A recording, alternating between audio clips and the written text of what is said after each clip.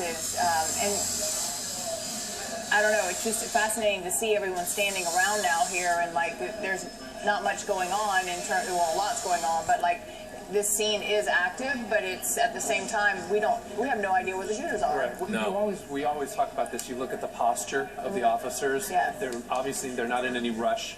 Like you said, they're sort of hanging back.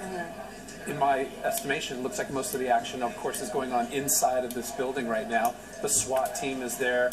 Their units have arrived, and now it looks like they're just sort of waiting to see what the next sort of move is to take at this moment. Well, and also that there's the possibility, they said, of an explosive device. Exactly. So if you got a bomb squad on the scene, which makes it even more confusing because we don't know where the three shooters are. They could be in the building. There could be an explosive device.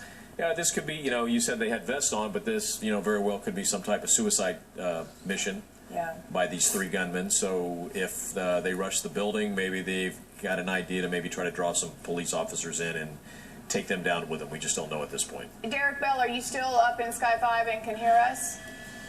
We sure are, and we do hear you. We've got a little bit more information. We just heard that the SWAT officers are indeed inside the buildings, and they are finding people and helping them to get out. Unfortunately, as we said before, we just got another reminder from the San Bernardino County Sheriff's not to show the buildings, but it's a rather large complex. If you can imagine, if you have over 600 people working there, we've got three main buildings. Two of them are three-story buildings. One of them is a two-story building, and of course, the SWAT officers move methodically through those areas, and it takes quite a long time to clear a large area like that. So they're moving methodically through here. You can see another group of SWAT officers that moved up to the scene. We would imagine the incident commander will give them their marching orders and tell them where to start. Of course, they've got to coordinate that with the SWAT officers that are on scene right now. Here's the area that we showed you earlier where we had we're looking a little bit more to the north than we first showed you when we got on scene here. There are really kind of two staging areas, and this one seems to have taken over as the main staging area right now.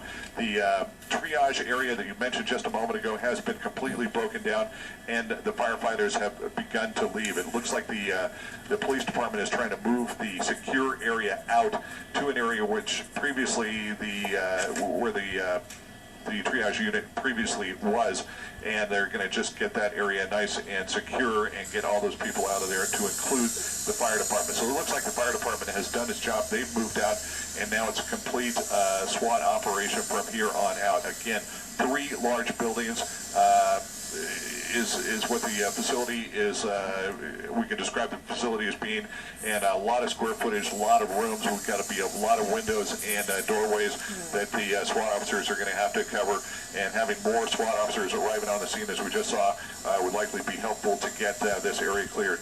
No word on any shots fired in the recent times. Of course, it's been going on for about an hour and 15 minutes now. But since we've been on scene, certainly, and while we were en route, we hadn't heard any shots being fired.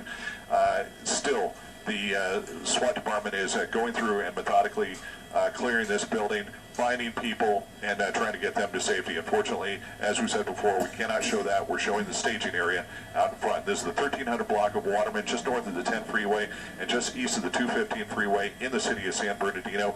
Three main law enforcement agencies on scene: CHP, San Bernardino County Sheriff's, and San Bernardino City on the scene right there. You can see one of the fire department engines leaving the area right now. They have apparently done their jobs. Okay, Derek, as you said, you can sheltered in place, and then move them out when they are when they're certain that they will be able to do so safely. So nobody's coming out right now. What we heard, of course, is anecdotal. We heard it over the SWAT radio that they are finding people inside. Unclear as to what sort of condition those people are in, whether they are injured or worse. But they are finding those people and apparently keeping them inside right now. I've got eyes over it. Unfortunately, they've got us up at 3,000 feet, well above the top of this thing. We've got a police helicopter, of course, doing an orbit below. We don't want to get in his way. So what we're trying to see here is just from our eyeballs, and of course you can see more SWAT officers now arriving on the scene from another agency yet. So all those officers are going to be deployed inside and around those buildings. We do have SWAT officers that are outside the buildings, and that is what they don't want us to show, just in case they have coordinated efforts where they can monitor from the outside and monitor our signal. It wouldn't be any help to anybody who was on scene right there who may want to bring on to the officers. Derek, we heard earlier from a reporter from the San Bernardino Sun that it was possibly an explosive device.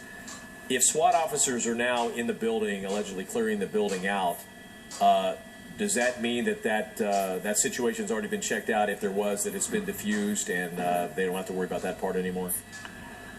Haven't heard anything about that other than what you have mentioned, so we just can't comment on that. It's unclear right now whether there was an explosive device at all, or they were just taking the precaution that there might be. So we haven't heard anything about it. We can't really spot anything that would look as though it is an explosive device, nor an area where people may have been pushed away from something like an explosive device. So we just can't comment on that at all. It wouldn't be out of the realm of reality that something like that might happen, given everything that we've heard has happened already. And